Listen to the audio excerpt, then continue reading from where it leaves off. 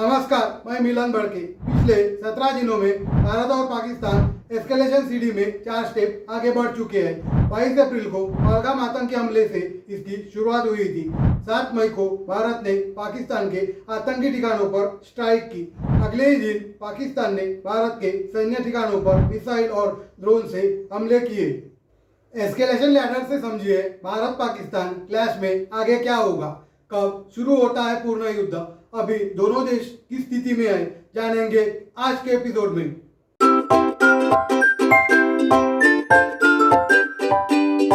किन्हीं दो देशों में संघर्ष की शुरुआत किसी घटना या बयानबाजी से होती है, फिर हल्के सैन्य कदम और बढ़ते बढ़ते ये सर्वनाश तक पहुंच जाता है।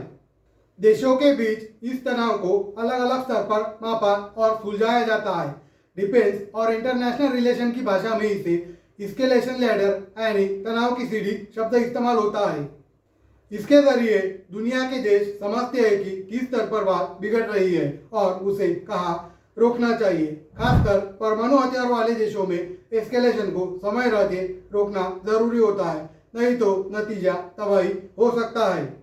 अमेरिका के मिलिट्री स्ट्रैटेजी हरमन खान ने 1965 में लिखी किताब ऑन एस्केलेशन मेटाफर्ड एंड सिनेरियोस में एस्केलेशन लैडर की थ्योरी दी है। उनकी सीढ़ी में संघर्ष के कुल 44 चरण शामिल थे। हालांकि मॉडर्न मिलिट्री एक्सपर्ट इसे मुख्य रूप से 7 स्टेप में देखते हैं। पहला है कूटनीतिक विरोध। इसमें बातचीत, चेतावनी और विरोध दर्ज किया जाता है। दूसरा है आर्थिक प्रतिबंध। इसमें व्यापार, आयात और निर्यात पर रोक लगाई जाती है। तीसरा है सैन्य तैयारी। इसमें सैन्य बलों की तैनाती और युद्ध अभ्यास किया जाता है। चौथा है सीमित झड़प। इसमें सर्जिकल या एयर स्ट्राइक और सैन्य झड़प और गोलीबार जैसे शामिल होता है। पांचवा है पूर्ण युद्ध। इसमें खुले तौर पर थल, वायु और नौसेना के साथ जंग होती है। छठा है छोटे परमाणु हमले। इसमें परमाणु हथियारों की धमकी और छोटे परमाणु हमले शामिल होते हैं। सातवां है सर्वनाश। इसमें बड़े पैमाने पर परमाणु हमला और जनसंहार होता है।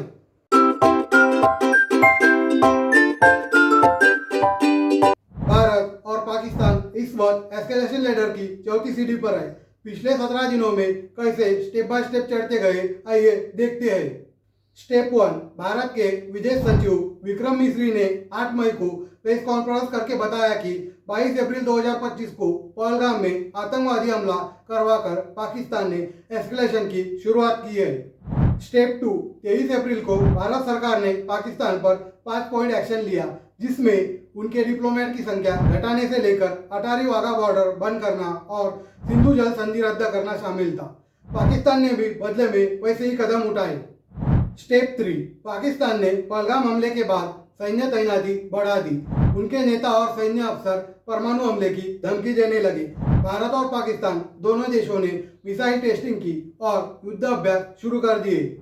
स्टेप 4, भारत ने 7 मई को पीओके और पाकिस्तान में स्थित 9 आतंकी ठिकानों पर एयर स्ट्राइक की। 8 मई को पाकिस्तान ने भारत के 15 सैन्य ठिकानों पर हमले की कोशिश की। भारतीय सेना ने S-400 डिफेंस सिस्टम के जरिए इस हमले को नाकाम कर दिया। जवाब में भारत ने 7 मई की सुबह पाकिस्तान का एयर डिफेंस सिस्टम तबाह कर दिया। 8 मई की रात भी दोनों देशों के बीच हवाई झड़पें हुई।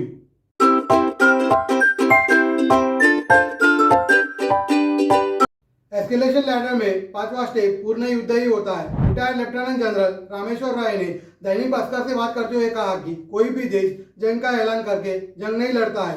किसी एक देश की कार्रवाई के बदले दूसरे की तरफ जैसा रिएक्शन आता है, उसके हिसाब से तय होता है कि आगे का एक्शन कितना सख्त होगा।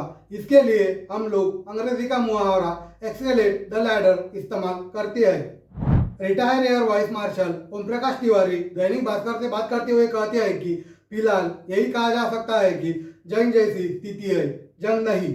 Retire lieutenant general Sanjay Kulkarni Dainik Bhaskar से बात करते हुए कहते हैं कि भारत ने किसी तरह की जंग की शुरुआत नहीं की है, वही पाकिस्तान ने हमले करने की लगातार कोशिश की है। इसे वो जंग की तरह ही मानता है।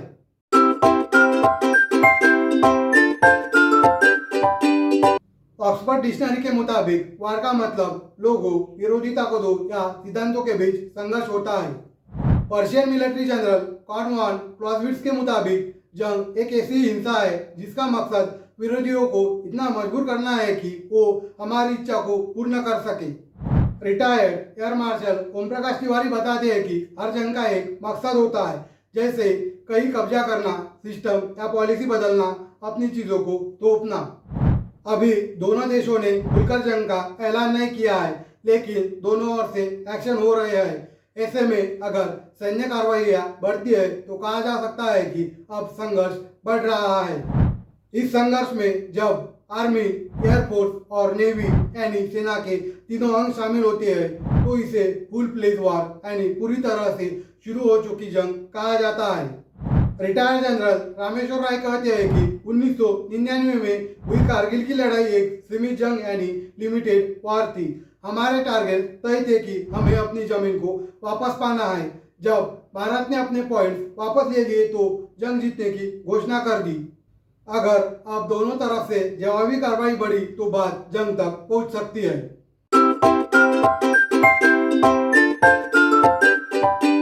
Retired air vice marshal Om Prakash Tiwari और लेफ्टिनेंट जनरल संजय कुलकर्णी के मुताबिक जंग और ऑपरेशन में क्या फर्क है, आइए जानते हैं।